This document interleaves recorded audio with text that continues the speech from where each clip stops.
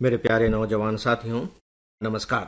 Friends, फिलहाल हम लोग सिविल सर्विस एग्जामिनेशन के प्रिपरेशन को लेकर के बातें कर रहे हैं। बहुत ही सिस्टमेटिक तरीके से बातें कर रहे हैं, एक श्रृंखला के अंतर्गत बातें कर रहे हैं और इन बातों के केंद्र में है मुख्य परीक्षा।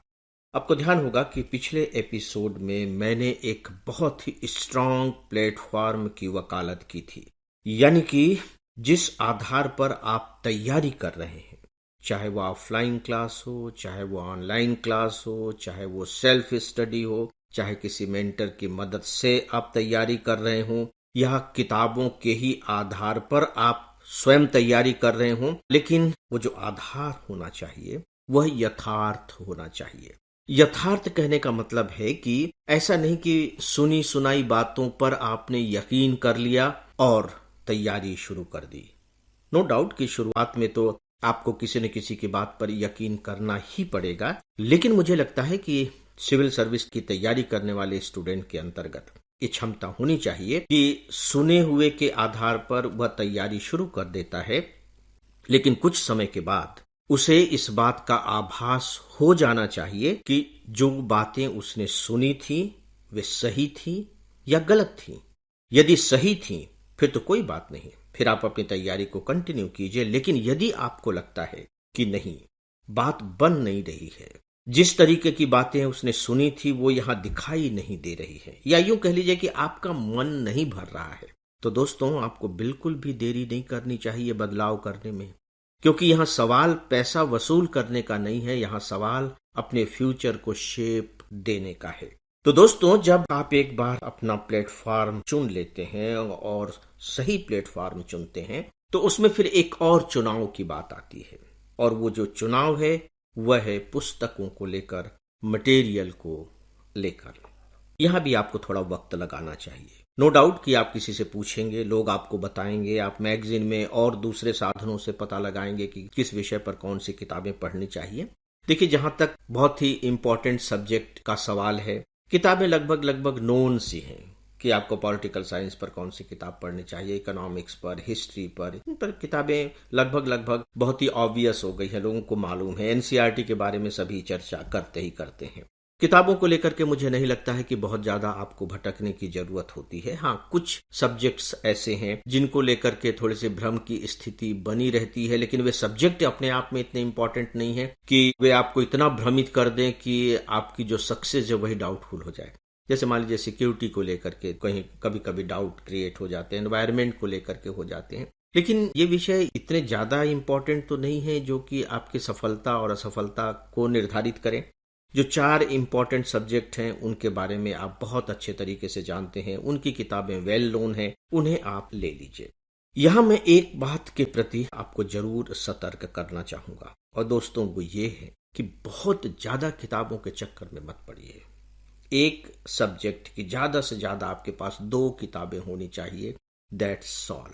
स्टूडेंट जहां सबसे ज्यादा भटकते हैं वो करंट अफेयर्स में भटकते हैं। करंट अफेयर्स के लिए पता नहीं वो क्या क्या चीजें इकट्ठी कर लेते हैं। ये भी मैगजीन पढ़ रहे हैं, और फिर जब आप मुखर्जी नगर जैसे बाजार में चले जाएंगे तो वहां तो पता नहीं कितने सारे नोट्स और क्या क्या हर महीने निकलते रहते हैं, और वे आपको आतंकित कर देते हैं, वे आपको भ्रमित कर देते हैं। जब आप उन्हें देखते हैं तो आपको लगता है कि नहीं, यह भी ले लेना चाहिए, यह भी ले लेना चाहिए, यह भी पढ़ लेना चाहिए, यह भी पढ़ लेना चाहिए, जबकि वो सबके सब यूजलेस होते हैं। सबके सब यूजलेस होते हैं। मान लीजिए कि अगर आप 100 पृष्ठ की एक पुस्तक खरीद रहे हैं या एक मैगजीन खरीद रहे हैं, और उसमें से केवल 2-3 पृष्ठ आपके काम के हों, तो आप उसे क्या कहेंगे? आप क्या उसे बेकार नहीं कहेंगे? इसलिए भी बेकार कहेंगे क्योंकि जो काम के 2-4 पृष्ठ हैं, आप उनको छांटेंगे कैसे? ऐसा तो नहीं है कि वो अलग से काम के 2-4 पृष्ठ शीर्षक से दिए हुए हैं और बाकी सब अलग दिया हुआ है, ऐसा तो कुछ है नहीं। तो वो आपके लिए एक अनावश्यक संकट खड़ा कर देते हैं। केवल चयन का ही संकट नहीं, बल्कि पढ़ने का संकट। आपके आत्मविश्वास को गिरा देते हैं, आपको कमजोर कर देते हैं, आपको भटका देते हैं, आपके समय को नष्ट कर देते हैं। तो दोस्तों, यहां आपको थोड़ा रियलिस्टिक होना होगा। थोड़ा रियलिस्टिक होना होगा कहने का मतलब है कि आपके पास देखिए प्रीवियस ईयर्स के क्वेश्चन पेपर होते हैं, प्री के भी होते हैं, मेंस के भी होते हैं, जब भी आपके दिमाग में कोई डाउट क्रिएट हो, कोई संदेह की स्थिति पैदा हो, तो आप इनके संपर्क में आइए ना, इनसे सलाह मांगिए। ये आपको बताएंगे कि वास्तव में जो चीज आप पढ़ने जा रहे हैं, जो चीज आपको परेशान कर रही है, आतंकित कर रही है, वो आपके जरूरत की है या नहीं है। प्रीवियस ईयर्स के क्वेश्चन पेपर आपको तुरंत बता देंगे, उनकी आप मदद लीजिए। अगर आपकी आदत नोट्स बनाकर पढ़ने की है दोस्तों, तो आपका स्वागत है। प्लीज नोट्स आप अपने ही बनाएं। नोट्स हमेशा खुद के ही होते हैं, वो पर्सनल ही होते हैं। बाजार में बिक रहे हैं, ये इस बात का प्रमाण है कि सच में सिविल सर्विस परीक्षा की तैयारी करने वाले स्टूडेंट्स को किस सीमा तक भटकाया जा सकता है और किस सीमा तक भटकाया भी जा रहा है। और उससे दुर्भाग्यजनक बात यह है कि स्टूडेंट भटक रहे हैं। अदरवाइज मुझे लगता है कि जो स्टूडेंट सिविल सर्विस परीक्षा की तैयारी करने के बारे में सोचता है, अगर उसके सामने इस तरह का प्रस्ताव रखा जाए कि भाई ये नोट्स खरीद लीजिए, तो उसे तो आउटराइट रिजेक्ट कर देना चाहिए और सामने वाले से प्रश्न करना चाहिए कि भैया ये नोट्स कब से बिकने लगे। क्योंकि हमने तो अभी तक यही सुना था कि नोट्स जो है ना बनाए जाते हैं और ये आप बने बनाए नोट्स बेच रहे हैं। ये कब से होने लगा? लेकिन हम ऐसा नहीं करते। हम ऐसा इसलिए नहीं करते क्योंकि हमें ये सुविधाजनक लगता है। दोस्तों, नोट्स बेसिकली है क्या? नोट्स सच पूछिए तो तैयारी करने की अपने आप में ये एक प्रक्रिया है, एक प्रोसेस है। उस प्रोसेस का बायो प्रोडक्ट नोट्स। उदाहरण के तौर पर मान लीजिए कि आप इकोनॉमिक्स की तैयारी कर रहे हैं, ठीक है, इकोनॉमिक्स की तैयारी कर रहे हैं, आपने उसमें से एक टॉपिक चुना।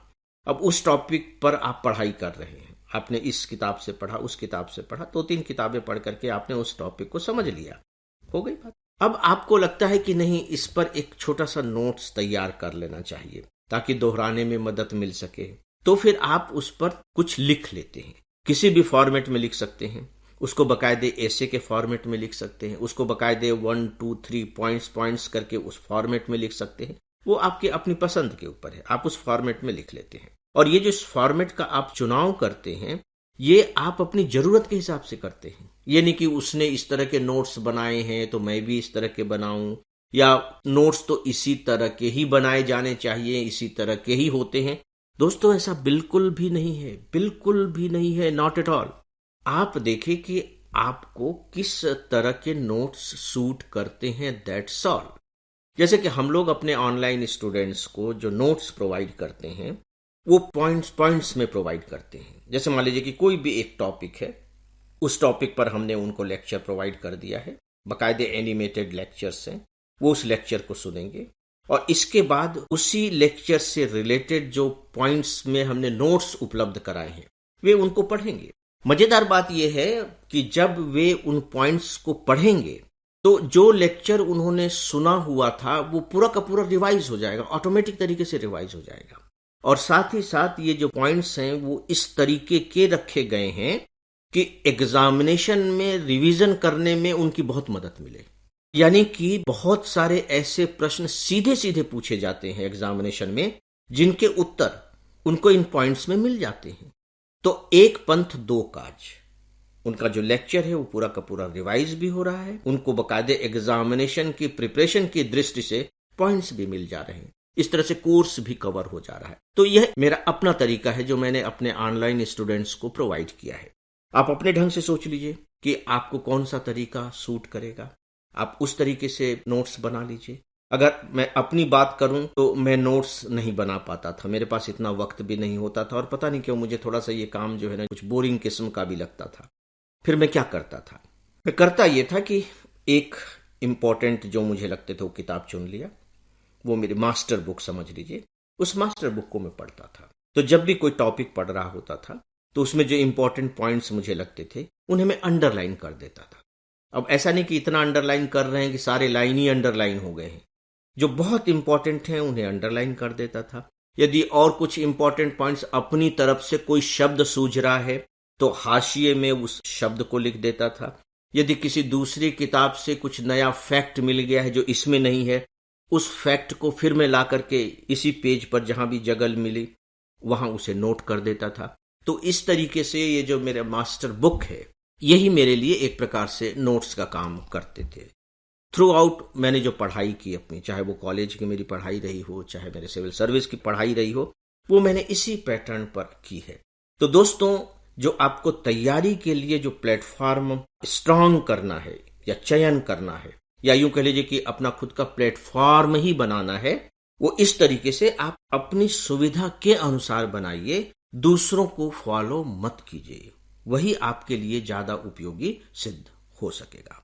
तो दोस्तों, अब इस विषय पर आज बस इतना ही। और इसी के साथ ही फ्रेंड्स, आज के इस डेली ऑडियो लेक्चर को अब यहीं समाप्त करता हूं। नमस्कार।